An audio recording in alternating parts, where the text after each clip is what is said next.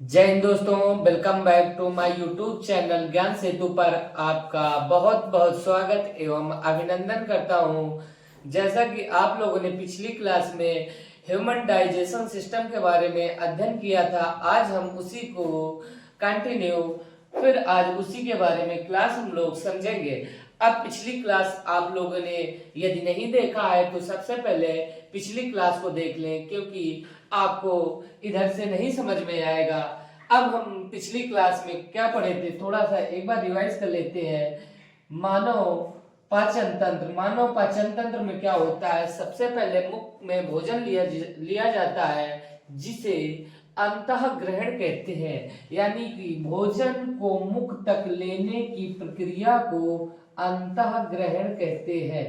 अब भोजन को मुख तक तो ले लिया गया, इसके बाद ये होती है ग्रास नली, इसको वैसोफोगस बोलते हैं, ग्रास नली। अब ग्रास नली से भोजन क्रमांकुचन के क्रिया से नीचे की ओर जाता है, यानी कि पेट, इसे आमाशय कहते हैं, आमाशय बोलते हैं, आमाशय, इसे स्टोमक इंग्लिश से बोलते हैं। अब जैसे ही पूरा भोजन इसमें आमाशय में आता है तो आमाशय के 3 भाग होते हैं, जिसे पहला भाग कार्डियक होता है जो ऊपरी साइड होता है, फिर इसके बाद फंडिक होता है जो बीच में होता है, फिर ये होता है लास्ट का जिसे पाइलोरिक हो कहते हैं। अब जो कार्डियक होता है उसमें HCl हाइड्रोक्लोरिक अम्ल निकलता है, जो भोजन को अम्लीय कर देता है, जो प्रोपेप्सिन और प्रोरेनिन हार्मोन्स एंजाइम्स निकलते हैं तो उनको क्रियाशील बनाता है। जो कार्डियक होता है तो ऊपरी भाग पर HCl निकलता है, HCl निकलता है। फिर जो बीच का भाग होता है उसमें कांटे नुमा संरचना होती है, इसे रुचि बोलते हैं। इधर भोजन को 4.5 घंटे तक रोक कर रखता है, और इसके बाद जो ये भाग होता है तो इसमें प्रोरेनिन और पेप्सिन यानी पेप्सिन और रेनिन नामक एंजाइम्स निकलते हैं, जो HCl हाइड्रोक्लोरिक अम्ल इसको क्रियाशील करते हैं तो पेप्सिन में बदल देता है और प्रोरेनिन को रेनिन में बदल देता है।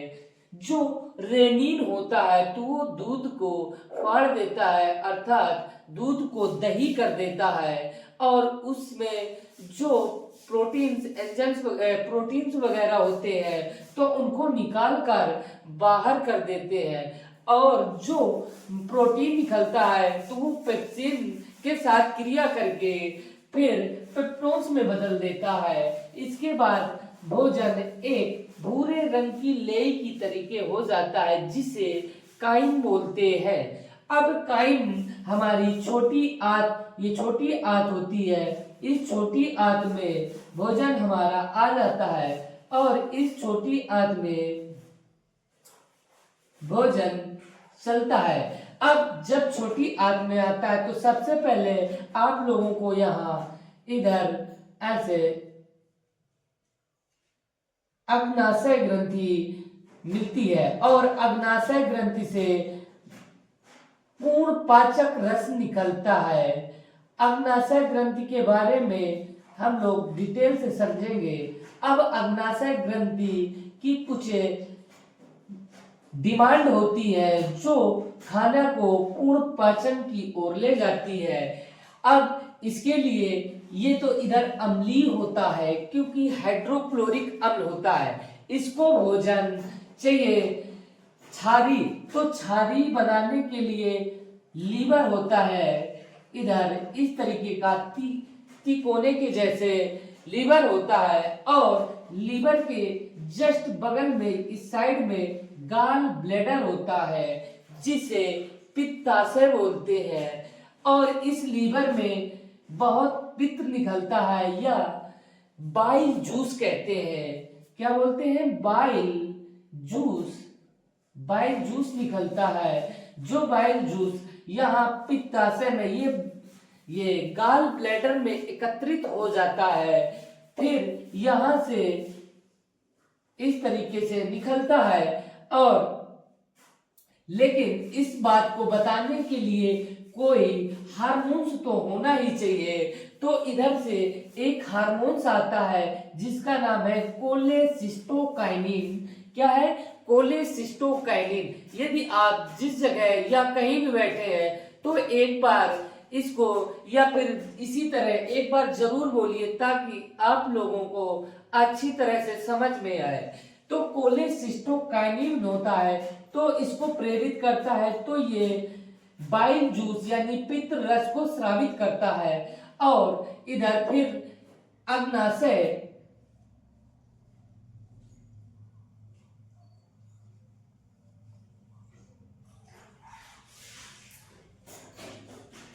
अग्नाशय रस निकलता है। अग्नाशय रस नहीं, सॉरी, इससे पूर्ण पाचक रस निकलता है जो भोजन को इधर जो ये बाइल जूस होता है तो ये क्षारीय होता है, बाइल जूस क्षारीय होता है। फिर इसके बाद पूर्ण पाचक रस अग्नाशय ग्रंथि से निकलता है। पूर्ण पाचक रस में 3 एंजाइम्स होते हैं। नंबर 1 जिसे ट्रिप्सिन बोलते हैं,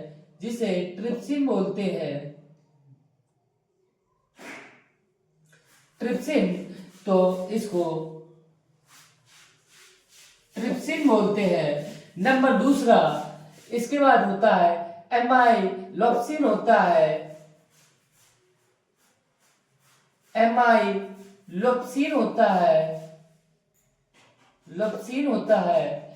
जिसे लॉप्सिन होता है। अब इसके बाद होता है स्टिप्सिन होता है।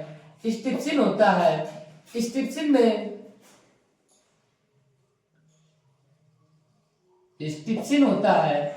अब जो ट्रिप्सिन होता है तो ये प्रोटीन को अब इधर देखिए प्रोटीन को पेप्टोन में चेंज कर देता है। और जब इधर अग्नाशय ग्रंथि आता है तो ट्रिप्सिन पेप्टोन्स को अमीनो अम्ल में चेंज कर देता है। जो एमाइलेज होता है या एमाइलोप्सिन होता है तो ये क्या करता है, ये भोजन को जो होता है आपका चोकर मंड स्टार्च उसको पचाता है। जो स्टिप्सिन होता है ये वसी यानी फैट को वसी अम्लों में कन्वर्ट कर देता है, ये पचाता है। इसके बाद भोजन, इसका नाम है ड्यूडेनम, इसको डी से डिनोट कर दे रहे हैं, ड्यूडेनम। फिर ये होता है जीवजेनम, इसे जीव से, ये फिर ये होता है इलियम, इसे आई से। तो ड्यूडेनम का वर्ग जो सी आकार की आकृति का होता है और जो जीवजेनम होता है तो इसमें क्या होता है, ग्लिसरॉल और बड़े बड़े जब भोजन के टुकड़े होते हैं तो उनको छोटे छोटे रूप में या फिर फैलाने का कार्य जीवजेनम में होता है। जिस प्रकार से मम्मी जब कभी चावल या दाल बनाती है तो चावल या दाल बिनने के लिए ये तो उनके लिए इस तरह से फैलाती है ताकि इसमें जो कंकड़ पत्थर हो निकल जाए। इसी तरह से इसमें एरिया बढ़ जाती है और भोजन को फैला दिया जाता है। इसके बाद जो आता है इलियम, तो इलियम में भोजन आता है जब, तो इसमें एक इरिप्सिन नामक एंजाइम पाया जाता है। तो ये क्या करता है, जो इधर अमीनो अम्ल में ट्रिप्सिन चेंज कर रहा था तो इधर फिर अमीनो अम्ल से ये ग्लूकोज में परिवर्तित कर देता है, इन्वर्टेज में परिवर्तित कर देता है। और जो फैट यानी इधर जो वसा पाया जाता है तो उसको वसी अम्लों में परिवर्तित कर देता है। इसके बाद भोजन हमारी बड़ी आंत में आता है, इसको नोट करिए। और अब हम बड़ी आंत के बारे में पढ़ेंगे। तो आप लोगों ने अभी तक इसके बारे में पूरी बात पढ़ ली। अब आप लोग ये बताइए, जो आपको सी आकार का दिख रहा है ना, इसे ड्यूडेनम बोलते हैं। और जो ये एक पूरा पार्ट दिख रहा है इसको जिजोनम बोलते हैं, जो इधर से ये पार्ट दिख रहा है इसे इलियम बोलते हैं। अब बात आई कि ये छोटी आंत है, कौन सी है, ये सब पूरी आपको जो दिख रही है ना ये सब छोटी आंत है।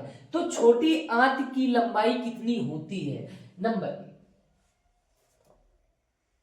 छोटी आंत की लंबाई,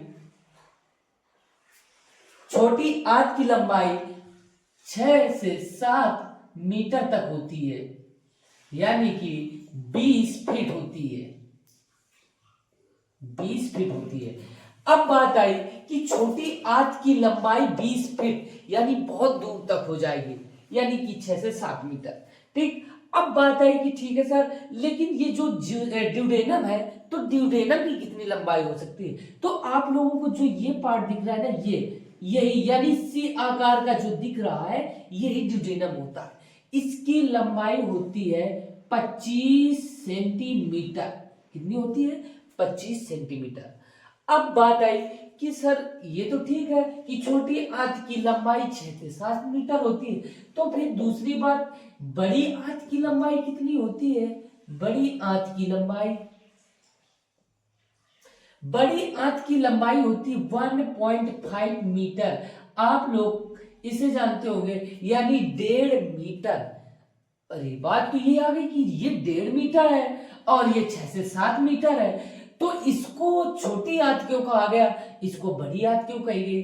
तो आप लोग कमेंट बॉक्स में इसका जवाब दीजिए कि इसको बड़ी आंत क्यों कही गई और इसको छोटी आंत क्यों कही गई। चलो अच्छा, मैं आप लोगों को बताता हूं कि इसको छोटी बड़ी आंत क्यों कही गई। आप लोग को ये पाइप दिख रहा है, पाइप में आप लोग ये देखिए, ये छोटा पाइप है, इसके अंदर का जो डायमीटर है ना, व्यास, तो ये कितना छोटा है। अब इसी में इतना बड़ा मोटा पाइप लगा दिया जाए, अब ये समझो कि जैसे ट्यूबवेल का पाइप, तो इसके अंदर का जो डायमीटर है ये बड़ा होता है। तो इसमें इस पाइप का और इसमें ये देखिए, इस पाइप का और ट्यूबवेल वाले का, तो इसमें ट्यूबवेल वाले का डायमीटर अधिक है, इसका कम है। तो इस वजह से इसको डायमीटर के हिसाब से, यानी कि इसका डायमीटर बड़ी आंत की लंबाई, जो बड़ी आंत होती है उसका डायमीटर अधिक होता है, और जो छोटी आंत की लंबाई होती है, छोटी आंत होती है उसका डायमीटर कम होता है। इस वजह से छोटी, जो ये 6 से 7 मीटर है, इसलिए इसको छोटी आंत कही गई है और इसलिए इसे बड़ी, यानी कि एक और सिंपल भाषा में समझते हैं। अभी आप लोगों को समझ में नहीं आ रहा है, ये समझो पतली है इसलिए छोटी आंत कही गई है, और ये बड़ी आंत मोटी है इसलिए इसे बड़ी आंत बोली गई है। तो अब इसके बारे में हम लोग देखते हैं कि ये जो छोटी आंत की डायमीटर है, छोटी आंत के का व्यास 2.54 सेंटीमीटर होता है। अब जो बड़ी आंत का डायमीटर होता है या फिर व्यास वो होता है 7.26 सेंटीमीटर होता है, यानी 7.62 सेंटीमीटर का होता है। तो आप लोग ये important, very very most important, आप लोग इसको नोट कर लीजिए। इसके बाद अब हम आपको खाना यानी कि भोजन को बड़ी आंत में लेके चलते हैं और बड़ी आंत में क्या वर्क होता है। आप लोगों ने छोटी आंत के बारे में तो बहुत अच्छे से समझ लिए, अब बड़ी आंत के लिए बोलेंगे। इसको नोट करिए, स्क्रीनशॉट ले लीजिए। अब हम लोग देखेंगे बड़ी आंत के बारे में। अब बड़ी आंत के बारे में हम लोग डिटेल से देखेंगे। तो ये जो बड़ी आंत है, तो ये आकर इसमें सीकम में मिलता है। कहां पे मिलता है? सीकम में।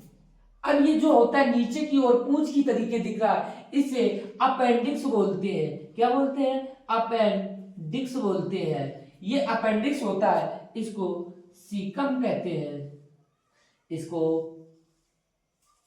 अपेंडिक्स बोलते हैं। ठीक है, अब इसके बाद आता है, इसको असेंडिंग कोलन बोलते हैं, इसको असेंडिंग कोलन बोलते हैं।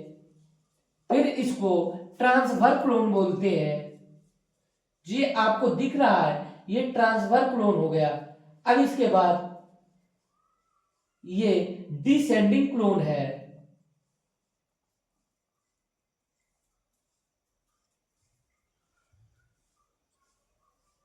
और ये सिग्मोइड क्लोन है। तो आप लोगों को ये दिख रहा जो ये अपेंडिक्स है ना बेटा, तो इसमें क्या होता है, हड्डी हड्डी का जो हम लोग हड्डी हड्डी चली गई तो इसमें इसका पाचन हो जाता है। लेकिन अब हम लोगों में तो ये अनयूजलेस हो गया है। क्या है, यूजलेस हो गया है। अब इसका कोई प्रयोग नहीं रहेगा, ये अवशेष अंग हो गया है। अब इसके बाद सीकम, सीकम से भोजन चलता है तो इसको असेंडिंग,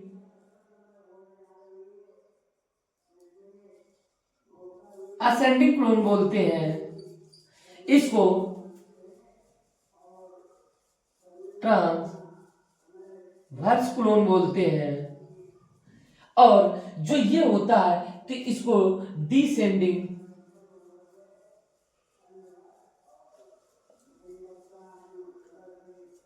डिसेंडिंग क्लोन बोलते हैं। फिर इसके बाद जो ये होता है इसको सिग्मोइड क्लोन बोलते हैं, इसे एनस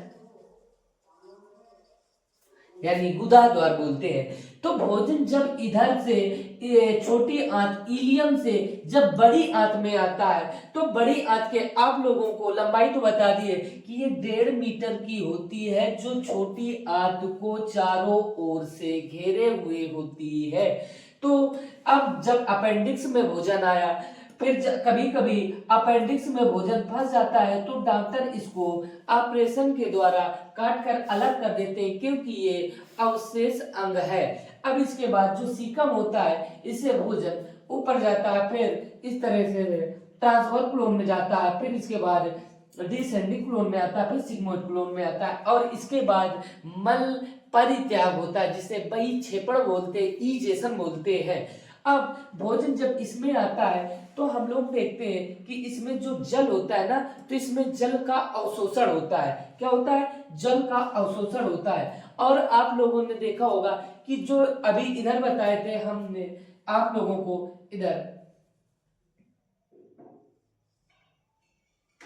ये लीवर इधर एक बिलिरुबिन नामक एंजाइम हार्मोन छोड़ता है, जिससे जो ये काइल होता है, यानी कि जो इसमें काइल भोजन होता है तो ये पीले रंग का हो जाता है। जब ये बहुत अधिकता कर देता है तो लोगों को क्या हो जाता है, पीलिया रोग हो जाता है, और इसमें भोजन इधर से गुदा द्वार से बाहर हो जाता है, जैसे ईजेशन बोलते हैं, बहिक्षेपण बोलते हैं। अब बहिक्षेपण का थोड़ा, अब एक बार हम बोलते हैं इजेशन, यानी कि बहिक्षेपण, अपचे हुए भोजन को बाहर यानी गुदा द्वार से बाहर निकालने की क्रिया को इजेशन या बहिक्षेपण कहते हैं, मल परित्याग कहते हैं। अब आप लोगों को ये अच्छे से समझ में आ चुका होगा, मैं आशा करता हूं। यदि नहीं आया है तो आप इस क्लास को दोबारा फिर से देखिए, यदि एक 2 बार में नहीं आ रहा तो आप तिबारा देखिए। ये तो आप लोगों को आएगा ही आएगा। अब जय हिंद। अब फिर आप कल हम नए सेशन में रेस्पायरेशन के बारे में हम लोग पढ़ेंगे, और अगली क्लास श्वसन तंत्र के बारे में हर एक चीज डिटेल से पढ़े जाएंगे। जय हिंद।